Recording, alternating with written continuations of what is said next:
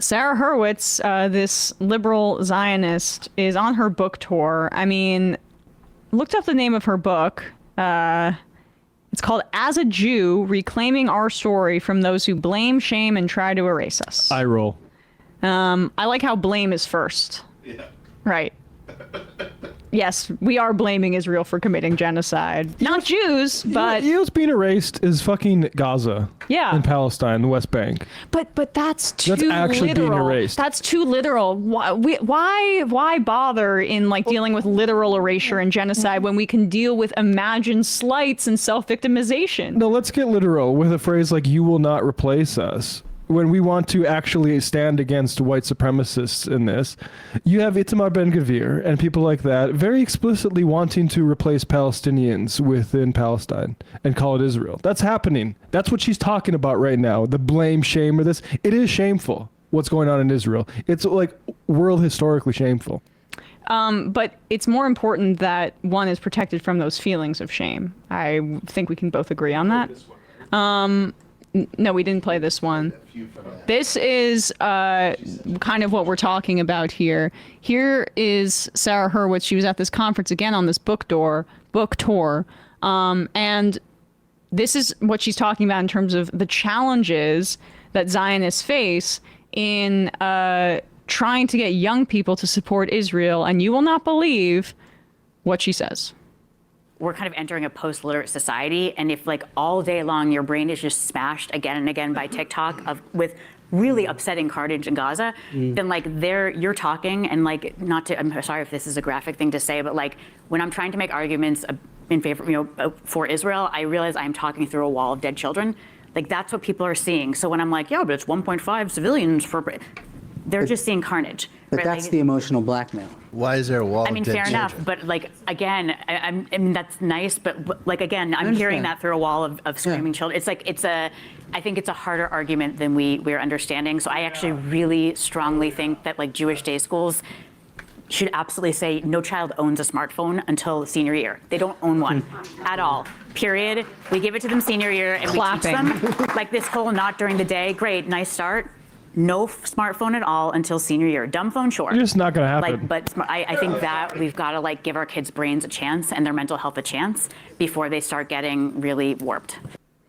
Again, supporting the genocide. Yeah, I kind of agree with maybe limiting smartphone usage, but not in schools. You can, but like how for this reason? How can you do that? How could you actually? What law? Parents can't let their kids have cell phones. She's saying banning them in Jewish schools is basically what she's advocating for. But she said just during. She said until they're 18. Said it's one thing during the day. Yeah. But that's not enough. She said, "How you can't do it." I mean, Taylor Lorenz has been saying, a lot of this push to ban smartphones in schools is and things like age verification, or so some of these corporations can get more data on you, and I feel like that kind of reaction there is indicative of like where we want to. I think that these smartphones are obviously, and social media in particular, is really addictive for kids and needs to be limited. And regulated, but the people that are advocating for this kind of thing, these liberal Zionists, obviously have ulterior motives. I just want to back up to a little bit what she says there, where, or who's that co-host on that panel? I'm not necessarily sure, but he says, it's emotional blackmail. Yeah, sure. Like, the amount of self-victimization that is involved here as they act like they're being rational is incredible to me. The wall of dead children that she describes, and the fact that people are using that and invoking it and saying this is wrong. In that scenario, don't worry, Sarah Hurwitz is still the victim at the end of the day. She's being emotionally blackmailed. The children that are maimed, that are starved to death, that families are ripped apart, that have no limbs, that are dead, they are not the true victims. It's the weaponization of that very reality that is hurting the feelings of Sarah Hurwitz, who, I don't know, does she live in a war-torn country or does she live in the United States in incredible comfort and security? That's the real victim here. And there is just the idea, she acts as if these accurate images are in some way desensitizing or oversensitizing children to having empathy for others. there's also just never an analysis. I can't even read my own handwriting, but oh yeah, this is what I wrote down. She dismisses thousands of dead children as a branding inconvenience. Yes. Yep. It's like They can't hear me through a wall of dead children. yes. A wall of dead children. Right. How do we get our message out there when this message is a little bit loud? How do we counter program the wall of dead children? Yeah. And the delusion about like this is the media. It's all about the media, which frankly liberals have a problem with. Like it wasn't just the media that said there was an affordability crisis back when people like us were trying to get the Biden administration to take it seriously and saying the economy was great. But it is not just TikTok. Yeah. This is not TikTok. Amnesty International, December 5th, my birthday, 2024. Happy birthday to me. Amnesty International investigation concludes Israel's committing a genocide against Palestinians. There's no TikToks on here. Just text. Just text, Sarah Hurwitz. Just text here. I'll go to another one that I think about a lot, actually, early in March 2024. What's happening in Gaza is not a war, it's a massacre. This is a very objective look at things like death totals and intent. Exactly, and sort tactics. of international law. And it reached the conclusion that this is not just a war, this is a colonial massacre, objectively speaking. And guess what? They don't use any TikToks. No TikTok, no vertical scroll video, just text and statistics. So they're telling themselves a fucking lie, and they don't even, it's such a cope. The entirety of liberal Zionism, it's not just Hurwitz. Hurwitz is just out there, but she's indicative of how everyone to the left of Itamar Ben-Gvir, but also supportive of Israel, thinks. Yeah. It's absolute delusion, and it's a delusion that they're going to try to maintain by enforcing insane policies like no children can have a fucking cell phone in 2025. I'm sorry, the world's moved on. If your project cannot withstand American teenagers having cell phones, your project is fucked. It's over. You need to rethink it. But that doesn't ever seem to come. You know, even if I'm really, really sick of cozy Westerners like herself centering her own feelings of, like, I don't know, perhaps there's some guilt under there somewhere or whatever, discomfort from the fact that there is a mass movement for Palestinian liberation that is just and is not going to slow down. Even if your only concern is that of Jewish people and of Jewish safety, wouldn't you begin with the premise of reducing the wall of dead children and maybe not continuously adding bricks to it? Like, I'd start there. Yeah, and not to be crude by calling children bricks, but her analogy was quite crude. Wouldn't you think that maybe starting from that premise, instead of taking the wall of dead children as the given, that might be the way to root out what you're talking about negative opinions about Israel, root from stem?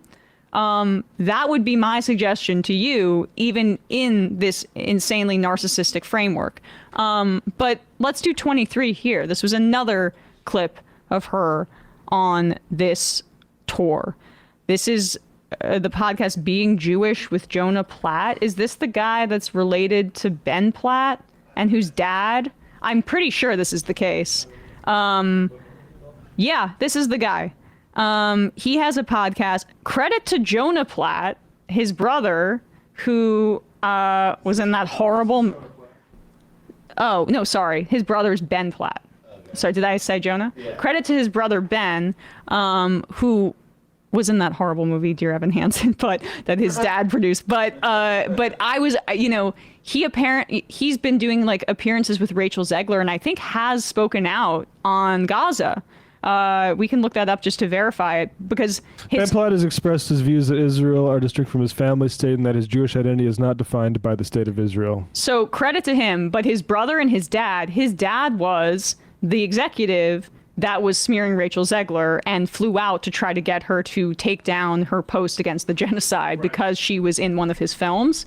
So this guy Jonah doesn't seem like apple falls too far from the tree. Credit to his brother Ben though.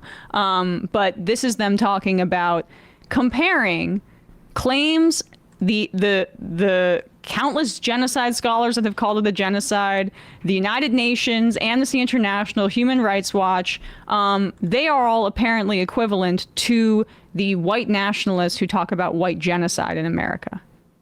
Christians are Christianizing the Roman Empire. Who's stopping us? Those Jews who won't convert. We, the communists, are bringing about the great brotherhood of man and the revolution. And who's stopping us? These capitalist Jews. We, the Germans, are bringing about the great Aryan, racially pure fatherland. Who's stopping us? Race-polluting Jews. Today in America, you see it on the right and the left. Sorry. No, but the trope about capitalist Jews, I'm sorry, but often, like at least here in the United States, anti-Semitism and anti-Jewish hatred was much more closely associated with things like the Red Scare and the Palmer raids and anti-communist activity. I don't even understand what point she's fully trying to make here, but like if the execution of the Rosenbergs in part was like motivated by both anti-communist and anti-Jewish sentiment. So just a little bit of a fact check there, because I just think that's completely ahistorical to emphasize it in that way. But same point about Russia. Their fatherland. Who's stopping us? Race-polluting Jews. Also, I just have to race-polluting Jews sort of thing. Our boy at the ADL, Jonathan Greenblatt, was just on a podcast a few months ago saying the problem is Jewish people are intermixing. Literally said that. yeah. Fatherland. Who's stopping us? Race-polluting Jews. Today in America, you see it on the right and the left. On the right, it is we white Christian Americans are bringing back white Christian civilization. The only thing stopping us, these Jews who are importing black and brown immigrants to replace white people. That is the bonkers Great Replacement conspiracy, which I'm like, is it more racist or more anti-Semitic? I don't know. I think it's kind of equal. And then on the left, you have, we, the great moral majority, are doing anti-racism and anti-colonialism. And the only thing stopping us are these racist colonialist Zionists, aka Jews. Right. And No, not AKA Jews. Not AKA Jews. This is Christian Zion. I'm sorry, but Joe Biden is a Catholic and was the American architect of this genocide at its outset. And he is an open Zionist. It is not the same. Like, how can you say that and go unchallenged? The largest in terms of just numbers of people in this country who are Zionists and affect policy in this way are Christians. We just played the clip of Mike Johnson. Mike Johnson is a Christian Zionist, and you're not going to find a bigger zealot on the issue of Israel, at least in practice. I'm just like, as she talks about on a podcast about Judaism, about reducing anti-Semitism, she is tying the actions of a genocidal rogue state and an ideology that is not based in Judaism to Jews. She's fomenting it as she sits there. And let's just address Jewish Zionists for a second. They don't care. Jewish Zionists do not give a fuck about the safety of Jews in general. When those two young women, Jewish, in my neighborhood were assaulted by a mob that was supporting Itamar Ben-Gvir several months ago, you didn't really see any outrage about it because it was Zionists did yes. it. And so like what we're going to talk about that. They care about the nation of Israel. That's what they care about more than anything. Like the project of Zionism is not a special class of people. The idea, I'm sorry, but the Great Replacement is wrong. That theory, one, because it's a false conspiracy theory, but two, because yes, it demonizes people of color and says that Jewish people are the architects behind this Great Replacement effort, and that is but identifying Zionism, it's like identifying Republicans. It's not a class of people. Sorry. Ben Platt is actually and this Jonah Platt thing is actually the perfect situation here because Ben Platt is right. Ben Platt is righteous.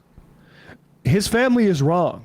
There is right and wrong in this. The truth does not lie in the middle somewhere, unless you mean lie as in lying, as in like you're telling a fiction. Yeah. They all need to listen to Ben. That's what needs to happen in Jewish families across this country. And instead, they inoculate themselves against people like him, saying like, oh, there's some crazy lefty. No, they are redemptive for your entire shit. And you can continue to act as if they don't exist in these sorts of conversations, and that everyone is an anti-Semite who has those positions, even though you know in your own fucking families that that's a lie. But it's a lie because you don't care about Jews who don't support Israel. You care about a nation above all. You are nationalists. Yeah. Keep going. Moral majority are doing anti-racism and anti-colonialism, and the only thing stopping us are these racist colonialist Zionists, aka Jews. Right. And, you know, Dara Horn, who's brilliant, and I quote all the time, she says, you know, if you think there are sides here, you don't understand what's happening. It's the same thing on both sides. It just takes on slightly different, you know, language and form. It's so easy to say, well, left wing's the problem. I mean, I'm sorry. They say there's no sides here, but you see these things on both sides. She's also dumb. Oh, yeah, that's the other thing is like, when are we going to move on from like how she keeps saying stupid liberal Zionist things to the point where we look at the Democratic Party that hires people like this to be like experts on anti-Semitism or something? Like, Michelle Obama should be fucking embarrassed. Barack Obama should be fucking embarrassed. Look at Joe Biden's special envoy for anti-Semitism. I forget what her name is, but she was making beeper jokes. Yeah. Like lunatics. Is the problem, but if you act with language and form, it's so easy to say, well, left wing's the problem, the right wing's the problem. But if you actually look at the two of them, the tropes are kind of the same. Right. The right is saying that Jews are doing a white genocide, and the left is saying they're doing a genocide in Gaza. It's like the same. It's like very similar tropes. You are doing a genocide in Gaza. Yeah. Tropes. Tropes. What do you even say? I mean... Goo goo gaga. Tropes. An accurate description that has like an actual legal and international law definition, which Israel was meeting the 5 planks of, I don't know, maximum a month into this genocide. The truth is, the things that liberal Zionists have been peddling to, things like tropes this or blood libel that, they're not going to work on disciplining the left because they don't apply and never have. And they're also not going to be work on the actual Nazis because you've worn it out. I do also, last thing on this, when we're talking about liberal Zionism too, we're seeing a failure of liberalism in its most distinct form, in that there will be some liberals that are correctly radicalized by this genocide and understand what happens, you know, or what has happened and how they need to move to a different set of politics. But there will also be liberals like Sarah Hurwitz that retreat into the fundamental premises of liberalism that are a little crunchier, which is that there is hierarchy that should be accepted. Like leftism is about a liberation of marginalized people, and liberalism accepts hierarchies as an inherent and just way to structure society because of capitalism is the best way to allocate those resources. And so you'll have folks like her that show that when they spoke about universal human rights, they say they believe that, maybe even in a domestic context, it's not very sincere, because when push comes to shove, their politics are more dependent on preserving the hierarchy that's inherent to their worldview. Oh, what a way to end the fun half. We're going to read some INs and get out of here. Just some accountability. I wanted to get to that clip because she's just insane. Some accountability from the type of people who keep giving women like her jobs. Can you go to the Jonah Platt episode, because Kentucky Leftist says the comments are insane, and maybe that'll be a way for us to wrap up this segment and not have your brother on. Have me punch someone on the street. Would never do that. I've never punched anyone. Never punched anyone. Seems like it would hurt my hand. It hurts. Yeah, but it's exciting. I don't know how we got here. We're confusing. You really just want to feel something? This is it, right? Make sure his. I guess so. Yep. Yeah. Let's see. There are the comments. The biggest purveyors of anti-Semitism are people like this. I mean, we might get some legit anti-Semitic Yes. stuff on this. This is pure delusion. Yeah. Oh. So I don't know if we want to. Why don't you interview an anti-Zionist Jew instead of someone who thinks they're Oh, that's a good one. misguided? He took the bait on that one. Could be some of them will refuse to come because in certain far left circles, even associating with Zionists just the sake of debate. Bro, I bet you could Cope. get some folks on there. Cope. I would bet that, maybe your brother doesn't want to do it with you, but I bet you could find some Jewish anti-Zionists or even just non-Jewish anti-Zionists because guess what? It's not just Jews who are paying taxes for Israel. Right. We all get to have an opinion on that. Sorry. It's and especially after October 7th and the horrors. But frankly, everyone should have felt empowered to have an opinion on it before then too. Hey folks, don't forget to hit the subscribe button and check out our daily show. We do it every day at 12 p.m. Eastern for about 2.5 hours. We even take phone calls. You should check that out.